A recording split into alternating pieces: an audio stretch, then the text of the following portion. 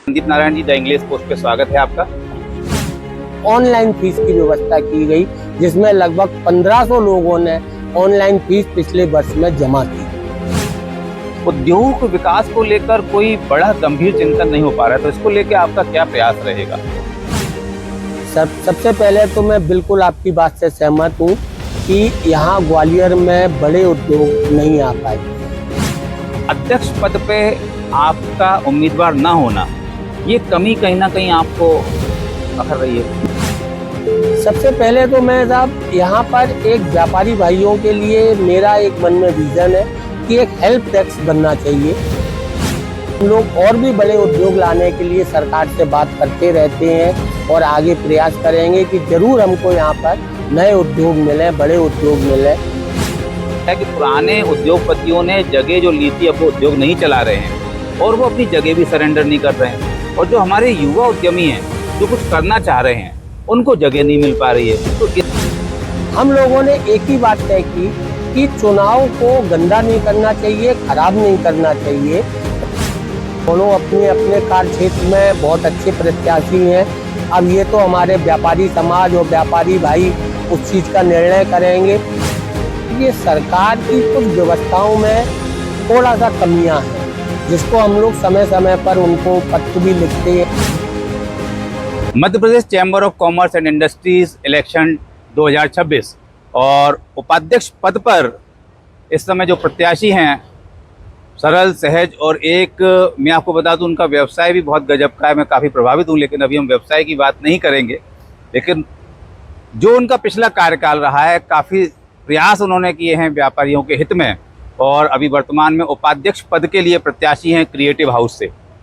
हमारे साथ में हैं संदीप नारायण जी। Sandeep Narayan ji, the English post पे स्वागत है आपका। बहुत बहुत और किस तरीके से आपका जो पिछला कार्यकाल रहा है उसकी क्या क्या उपलब्धियां रही, थोड़ा उसके बारे में बताएं। सबसे पहले तो मैं आपका आभार व्यक्त करना चाहूँगा कि आपने मुझे इस लायक समझा।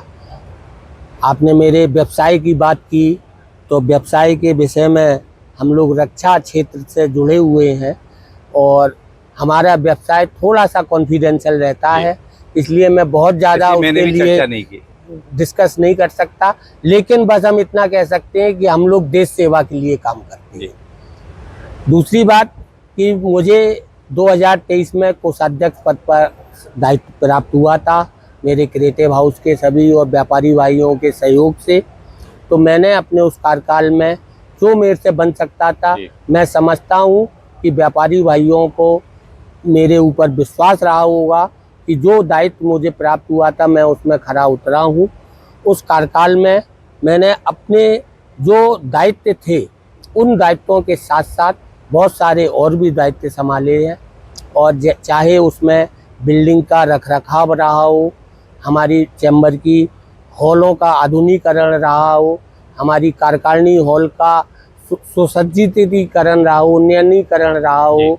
उसमें हमने बहुत एडवांस इंस्ट्रूमेंट लगाए, जिससे कि उसमें बड़ा एक बीसी का सिस्टम लगाया, जिससे हमारे कोई भी व्यापारी आए, कहीं से कोई उनको व्यवस्था करनी है और भी कार्य होना है, हमारी मीटिंग के एजेंडा उस पर चलते हैं। उस तरीके के हॉल का, आधुनिक हॉल का एक निर्माण किया गया है। मैंने फीस व्यवस्था को बहुत कुछ चाहा कि हमारे व्यापारी भाइयों को चैम्बर तक उसके लिए भी ना आना पड़े अपनी फीस जमा करने के लिए। उसके लिए भी ऑनलाइन फीस की व्यवस्था की गई, जिसमें लगभग 1500 लोगों ने ऑनलाइन फीस पिछले वर्ष में जमा की। ये बहुत बड़ी उपलब्धि है, क्योंकि देखिए ग्वालियर के अलावा आसपास के जिलों के भी कई सारे व्यापारी हैं जो चैम्बर के सदस्य हैं, तो उनके लिए एक बहुत बड़ी सुविधा हो जाती है। अच्छा, मैं ये पूछना चाहूँगा कि आप क्योंकि ऑलरेडी उद्योग जगत से हैं, आप एक ऐसा उद्योग चला रहे हैं, लेकिन ग्वालियर में धीरे धीरे देखें काफ़ी उद्योग खत्म हुए। एमपी आयरन खत्म हुआ, बिरला खत्म हुए, हॉटलाइन खत्म हुआ। उद्योग विकास को लेकर कोई बड़ा गंभीर चिंतन नहीं हो पा रहा है, तो इसको लेकर आपका क्या प्रयास रहेगा? सबसे पहले तो मैं बिल्कुल आपकी बात से सहमत हूँ कि यहाँ ग्वालियर में बड़े उद्योग नहीं आ पाए, लेकिन ऐसा नहीं है।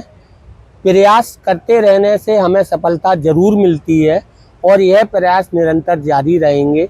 अभी हाल ही में मालनपुर में 2 एक उद्योग बड़े स्थापित हुए हैं, उनको थोड़ा सा बस टाइम लग रहा है लाइमलाइट में आने में, उनकी व्यवस्थाएं चल रही हैं और उसमें चैम्बर ऑफ कॉमर्स का काफ़ी प्रयास रहा है। आने वाले समय में यहाँ पर हम लोग और भी बड़े उद्योग लाने के लिए सरकार से बात करते रहते हैं और आगे प्रयास करेंगे कि ज़रूर हमको यहाँ पर नए उद्योग मिलें, बड़े उद्योग मिलें।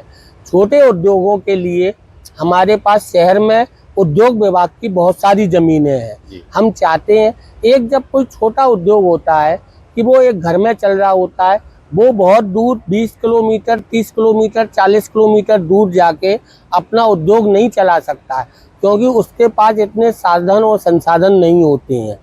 हम चाहते हैं कि डिपार्टमेंट से हमने बात की है, सरकार से बात की है कि जो शहर में हमारे पास स्थापित उद्योग विभाग की ज़मीनें हैं, वहाँ पर वो 5,000 फुट के, 10,000 फुट के प्लॉटिंग करें और जिससे कि उनमें छोटे उद्योग आ सकें और उसके लिए उनको बढ़ावा मिल सके। जी, बहुत अच्छा एक प्रयास आपका रहेगा, लेकिन मैं आपका एक ध्यान आकर्षित करना चाहूँगा इसी विषय पर कि उद्योग विभाग द्वारा जितने भी उद्योग दिए गए हैं आसपास जो शहरी क्षेत्र में औद्योगिक क्षेत्र हैं, चाहे अपन तानसेन नगर का ले लें, चाहे अपन बाराघाटा का ले लें, कई जगह पर ये देखा गया है कि पुराने उद्योगपतियों ने जगह जो ली थी अब वो उद्योग नहीं चला रहे हैं और वो अपनी जगह भी सरेंडर नहीं कर रहे हैं।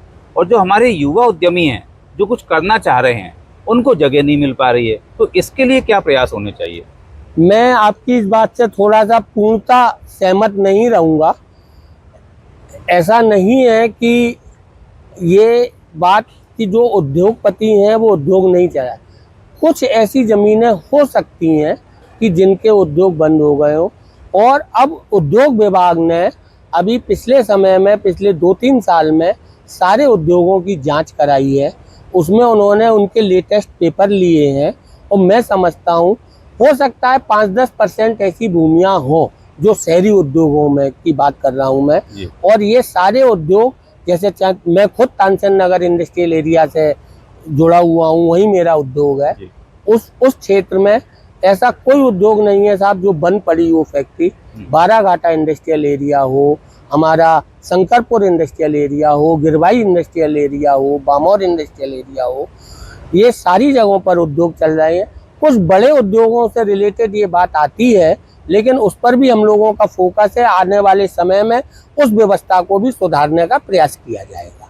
अच्छा, इस बार जिस तरह से जो चुनाव हो रहे हैं, क्रिएटिव हाउस के बाकी सभी आप प्रत्याशी हैं, ज़बरदस्त प्रयास कर रहे हैं, लेकिन अध्यक्ष पद पे आपका उम्मीदवार ना होना, ये कमी कहीं ना कहीं आपको अखर रही है? नहीं, ऐसा नहीं है। एक्चुअली में अध्यक्ष पद पर हमारा उम्मीदवार बिल्कुल आ सकता था। हमारे हाउस के वरिष्ठ जनों ने पहले भी जब ये चुनावी चर्चाएं शुरू हुई थी, जब एक ही बात बोली थी कि अगर व्हाइट हाउस का उम्मीदवार तो होगा ही, अगर अध्यक्ष पद पर कोई और उम्मीदवार नहीं आएगा तो हमारा हाउस भी अपना उम्मीदवार लड़ाएगा। हम लोगों ने एक ही बात तय की कि चुनाव को गंदा नहीं करना चाहिए, खराब नहीं करना चाहिए। उस वजह से हमने उसको ट्रेंगुलर फाइट में ना जाते हुए, 2 चुनाव जब चूंकि हो ही रहे हैं, तो इसलिए अध्यक्ष पद का उम्मीदवार हमारे हाउस की ओर से नहीं आया है। जी, बहुत अच्छी बात है कि आपने त्रिकोणीय मुकाबला ना हो उससे बचाव किया व्यापारियों का। बिल्कुल। लेकिन अब आपका कोई प्रत्याशी नहीं है क्रिएटिव हाउस का। एक प्रत्याशी, देखा जाए तो दोनों ही प्रत्याशी व्हाइट हाउस से हैं। एक व्हाइट हाउस से अधिकृत रूप से खड़े हुए हैं और दूसरे निर्दलीय खड़े हुए हैं। तो आपके अनुसार कौन सा ज़्यादा मजबूत है दोनों में से? देखिए साहब, मैं बात करूं तो दोनों अपने अपने कार्य क्षेत्र में बहुत अच्छे प्रत्याशी हैं। अब ये तो हमारे व्यापारी समाज और व्यापारी भाई उस चीज़ का निर्णय करेंगे। हमारे हाउस के लोग भी सब स्वतंत्र हैं, उनका जिस व्यक्ति पर ज़्यादा भरोसा होगा वो उसको आगे लाएंगे। अच्छा, एक आपने देखा होगा कि आप तो पहले भी रहे हैं चैम्बर में, गार्बेज शुल्क ज़बरदस्ती थोप दिया गया और सही मायनों में देखें तो चैम्बर कुछ भी नहीं कर पाया। तो क्या कमी रह गई चैम्बर के प्रयासों में? नहीं, मैं आपको एक चीज़ बताना चाहूँगा कि गार्बेज शुल्क एक ज़बरदस्ती तो नहीं थोपा गया है।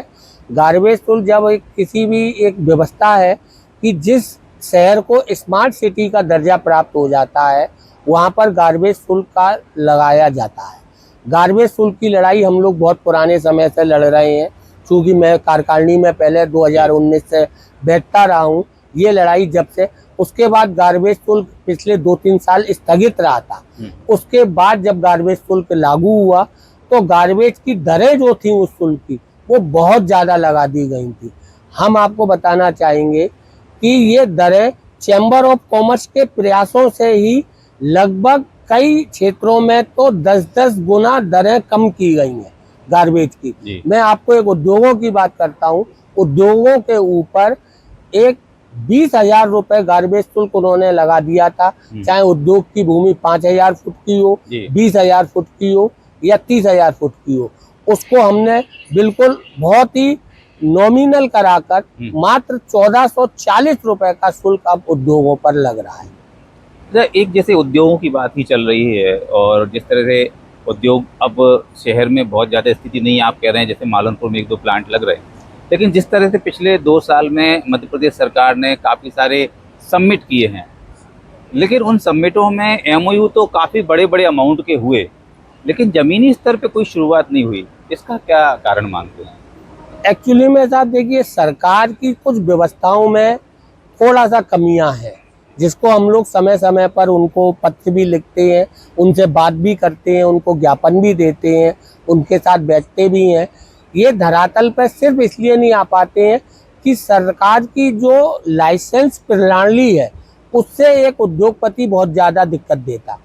एक उद्योग पर 30-30 लाइसेंस लगना ये उद्योग को कभी बढ़ावा नहीं दे सकता। मतलब अपन ये कहें कि मध्य प्रदेश में ये प्रक्रिया अन्य राज्यों के मुकाबले ज़्यादा जटिल है। बिल्कुल बिल्कुल बिल्कुल, मध्य प्रदेश में बहुत ज़्यादा ये प्रक्रिया है, यहाँ पर बहुत ज़्यादा लाइसेंस प्रणाली है। लाइसेंस हो, हमको सारी व्यवस्थाओं में रखें, लेकिन सिंगल विंडो सिस्टम बना दें, वो हम उन व्यवस्थाओं को लेने के लिए तैयार हैं। हम सरकार की किसी भी बात को डिनाई नहीं करना चाहते, लेकिन उसका जो प्रक्रिया है उसका सरलीकरण होना चाहिए। प्रक्रिया का सरलीकरण होना चाहिए। तो सपोज कीजिए, क्योंकि अब जैसे चुनाव हैं, आगे जो कार्यकाल रहेगा, क्रिएटिव हाउस के लोग कुछ भी आएंगे, कुछ व्हाइट हाउस के भी आएंगे, क्योंकि हर चुनाव में ऐसा ही होता है। बिल्कुल बिल्कुल, कि कुछ क्रिएटिव हाउस के जीतते हैं पदाधिकारी, कुछ इधर से जीतते हैं व्हाइट हाउस से। तो दोनों मिलकर समन्वय से काम करते हैं, ये भी एक चैम्बर की खूबसूरती है। बिल्कुल साहब, बिल्कुल। तो ऐसा क्या बड़ा काम आपके मन में है जो आप चाहते हैं कि अगले कार्यकाल में किया जाए? सबसे पहले तो मैं साहब यहाँ पर एक व्यापारी भाइयों के लिए मेरा एक मन में विजन है कि एक हेल्प टैक्स बनना चाहिए, जिसमें कि हमारा कोई भी व्यापारी भाई हो, उद्योगपति भाई हो, वो चैम्बर में आए, अपनी समस्या ईमेल से भेजे, फैक्स से भेजे, वहाँ पर हम विशेषज्ञों को बिठाल कर और अनुभवी लोगों को बिठा लेंगे, और जिससे कि उनकी जो समस्या है वो संबंधित विभाग तक पहुंच सके।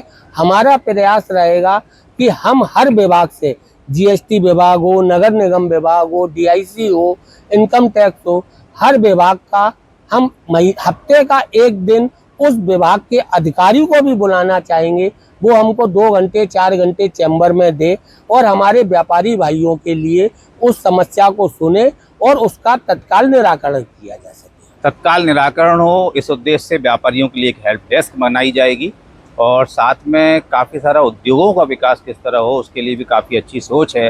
अब क्या चुनाव होगा, किस तरीके के परिणाम आएंगे, लेकिन देखिए खूबसूरती वही है कि चाहे क्रिएटिव हाउस के कुछ लोग जीतते हैं और चाहे व्हाइट हाउस के जीते, लेकिन समन्वय के संग सब लोग काम करते हैं। तो ये संदीप नारायण जी उपाध्यक्ष पद के प्रत्याशी हैं क्रिएटिव हाउस से, और आज हमारे साथ रहे। काफ़ी सारे विषयों पर विभागी से उन्होंने बातचीत की, और मैं उम्मीद करता हूं कि दर्शकों को और हमारे जो व्यापारी भाई हैं उनको संदीप नारायण जी की जो सोच है, विचार है, विज़न है, वो समझ में आया होगा। और जो भी कुछ आपको विचार हो वो आप हमारे इस खबर पे कमेंट कीजिए, और यदि खबर पसंद आई हो तो ज़्यादा से ज़्यादा शेयर कीजिए। MP CCI चुनाव से रिलेटेड बाकी अपडेट्स के लिए भी आप हमारे चैनल पर बने रहें। धन्यवाद, नमस्कार।